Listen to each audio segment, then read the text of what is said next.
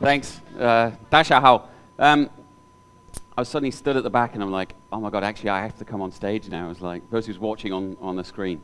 Anyway, good morning. I'm Richard. I want to talk about globalization. I don't want to talk about sneakers. The next 15 minutes are not about sneakers or anyone else's sneaker brand or trainer brand.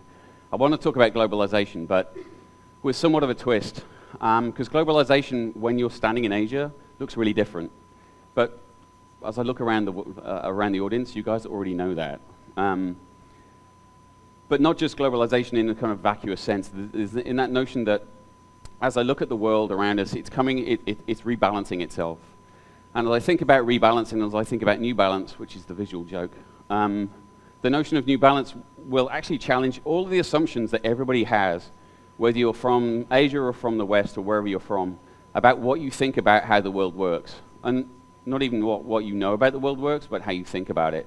And all of those assumptions will be replaced with new assumptions that create new tensions. And those tensions for me are really good, are a good thing, because they open up new questions, they open up new conversations, and ideally open up new opportunities.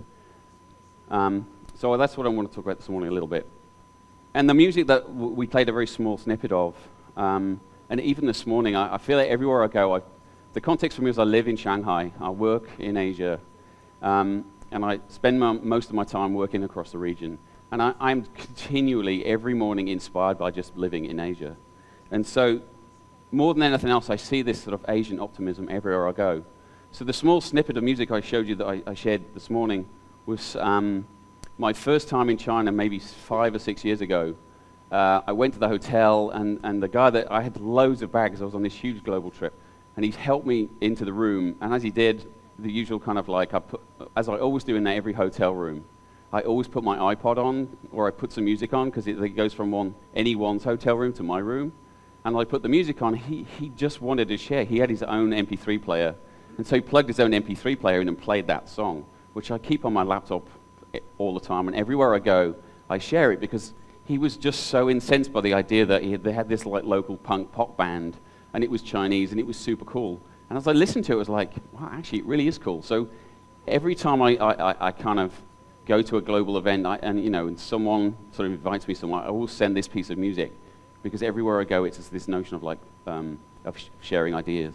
And so there's this notion of like Asian optimism, from the young guy that I met in the hotel to business leaders to politicians. Is that notion of like it's this opportunity to fuel new conversations. But the worries, the converse side of this, is that Asian optimism cannot, at this point, come out as nationalism and things that are kind of like isolating and destructive. They have to inspire the rest of the world to come with us. So there's this notion of like Asian optimism. The other piece of this is the rebalance is not just happening here. It's not just geographic, but the notion of values are being redefined. And whether you work in the US, or you work in Europe, or you work in Asia, you see this happening all the time. I hear the notion around the global economic crisis. It was not so much a crisis of economics, but a crisis of values. And it was the values that enabled the economic crisis to happen. And as you think about that, and you think about everything that's happened since then in the last year or so, it's playing out in front of us. Whether you're a politician focusing on happiness versus your own votes, whether you're a large company that's finding purpose and soul in your role in society, social entrepreneurs, all of this has happened for me. There's this notion of like the world is beginning to rebalance itself. And so, as I think about these two things together, I think about Asian optimism, and I think, all the energy that comes out of Asia, and I think about the rest of the world, and how it's also trying to re-navigate itself in the future. Is this notion of like, it's one of my favorite Elvis Presley shots. There's this notion of like, you can't build our dreams on suspicious minds. It's that notion of like, it's going to take two of us to figure this out. And so, as I think about that, for me, there's this notion of like, there's a new global mindset appearing, and I think TED and TEDx are part of that. There's that notion of like, it's essentially four things. There are a million things, but it's essentially around meaning, around empathy, around collaboration, and more than anything else for me in Asia is this notion of a can-do attitude. So those are the four things I'm quickly going to talk about this morning. And some people, and as I thought about last night when I got in, there's this notion of like, often I'm either naive, which I'm very aware of being in Taipei, which is one of the smarter parts of Asia, And so I'm either naive or I'm somewhat idealistic. But ultimately, as I said, I spend most of my time traveling around Asia. And on most of the maps of the world, Asia's on the far right. It's always on the edge. Well, since I work for IDEO, looking for inspiration, always the best place to look for inspiration is on the edge of things. And so, okay, fair it be, if the rest of the world thinks that Asia's on the edge, I'm happy to be here. But what I'm going to share, I think, is a few stories this morning of things that I see in Asia that actually mean that I don't believe we're on the edge of the world, but we're actually the center of the future. And ultimately, I think part of this notion of like, since this is a predominantly Asian audience, it's slightly different to what I would probably say if I was in California or if I was in Europe. It's that notion of like, the rest of the world is probably just going to have to get over that for a while and at some point come to terms with it. So, the first notion for me is around meaning. This is a shot of Shanghai. It could be Mumbai. It could be Kenya. It could be a bunch of places you can get this. It's that notion that acknowledging that there's a gap. You just can't just be blinkered around the rest of the world. It's like I'm going to exist in my place and nothing else.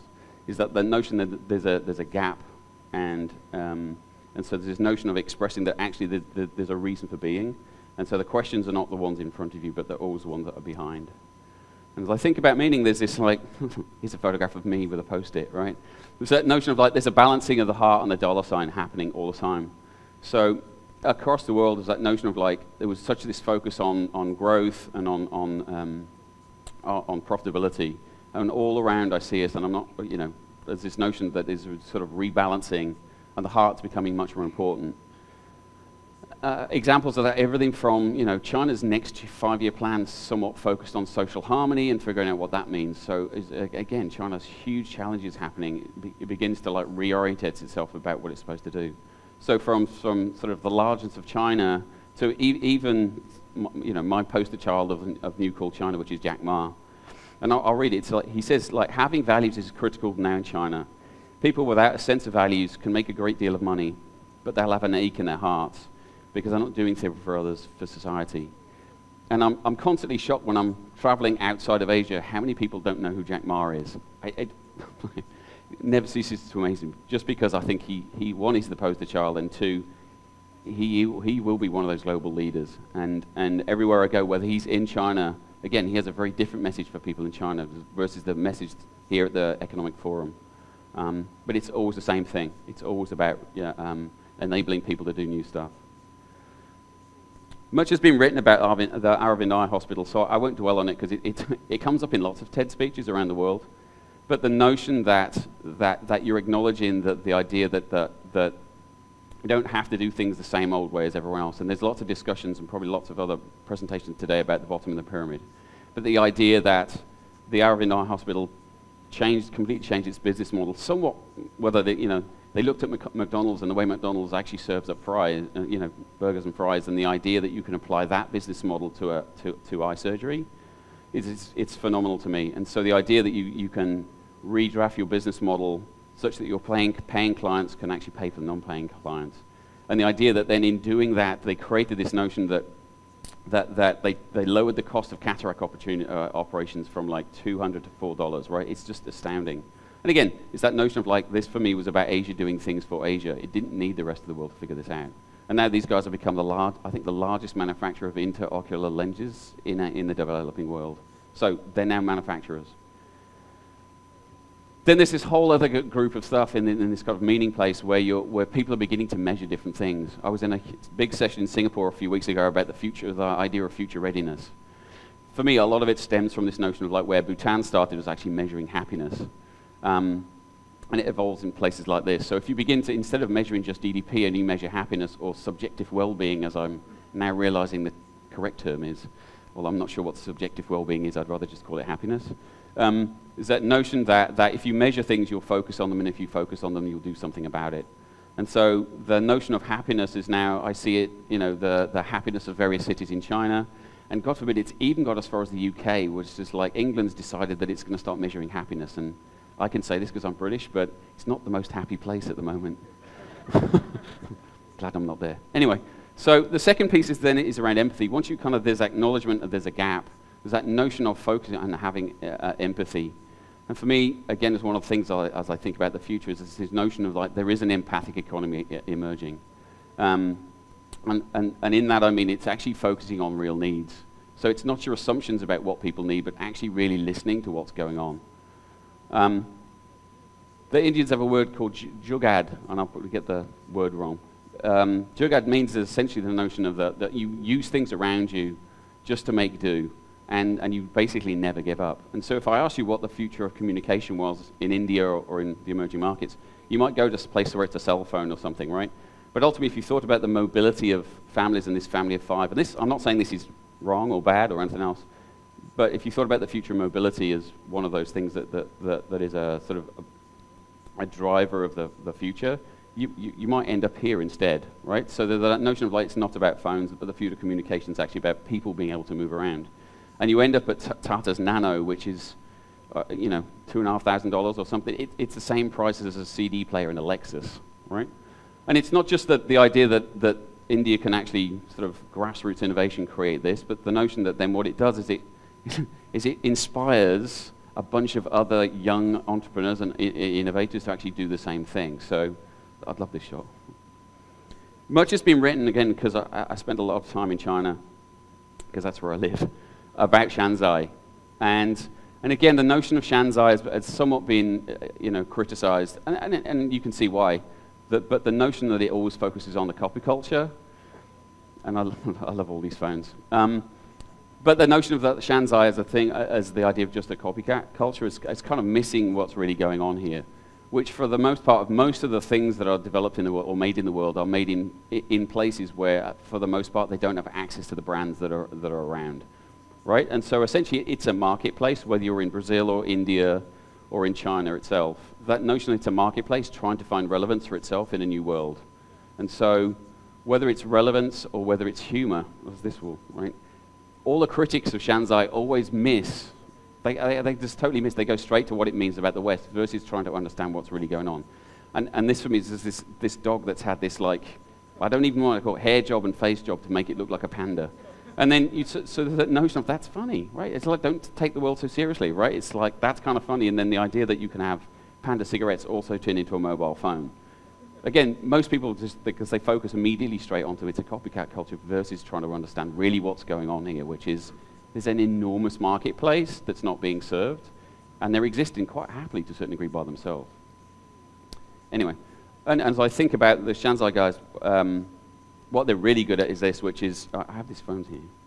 I bought it with me. It's one of my favorite phones.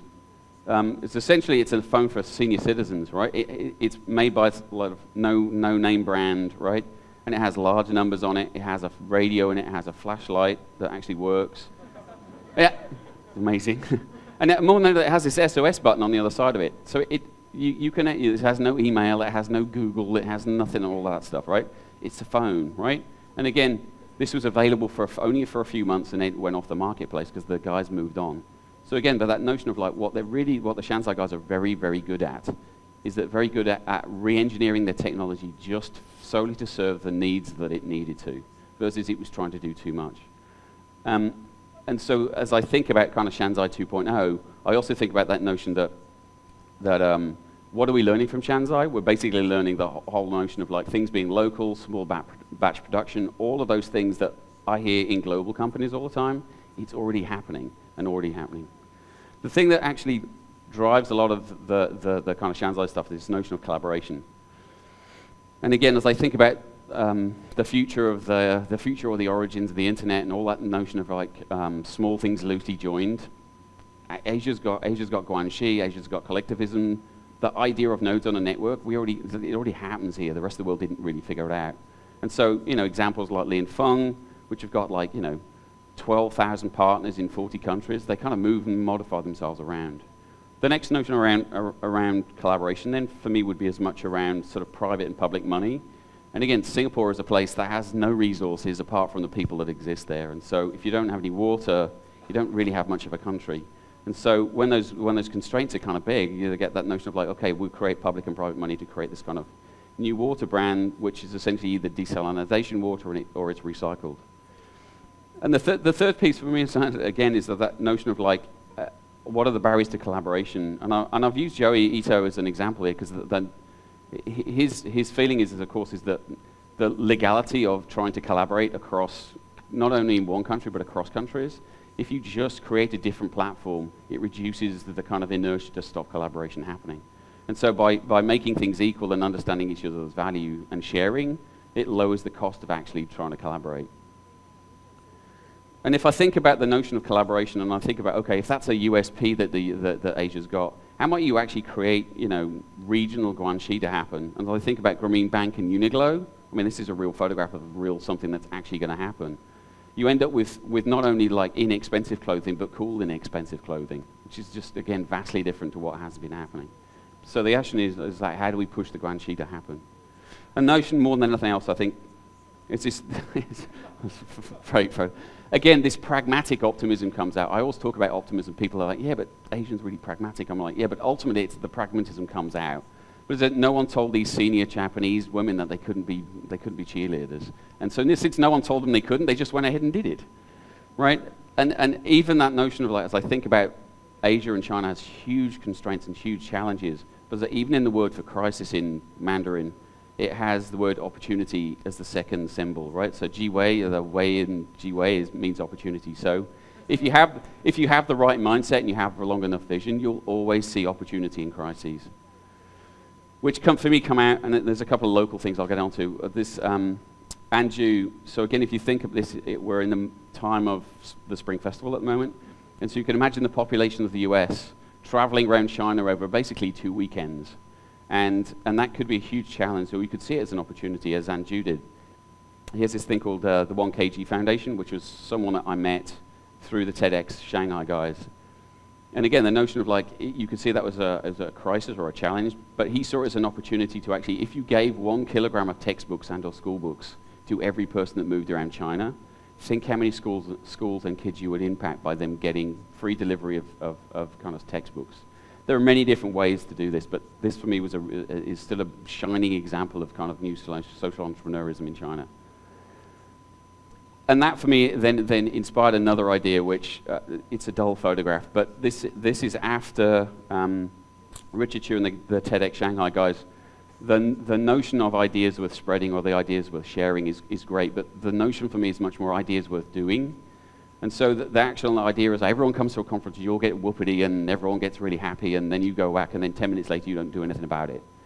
So the TEDx Shanghai guys have actually pushed this idea of action after talks. So it'll be, I'll get onto the challenge at the end, but the notion that this is a group that met the first kind of group after TEDx Shanghai to create this thing called action after talks. And what they did is they took one idea, which is essentially this idea of 18 minutes, as a way for the rest of China to begin to learn English through using the TED Talks. So there's a group here, and then the second session actually involved a commercial venture of English First, which is a big language school in China, who's super interested. I'm out of time. So what? What does all this mean?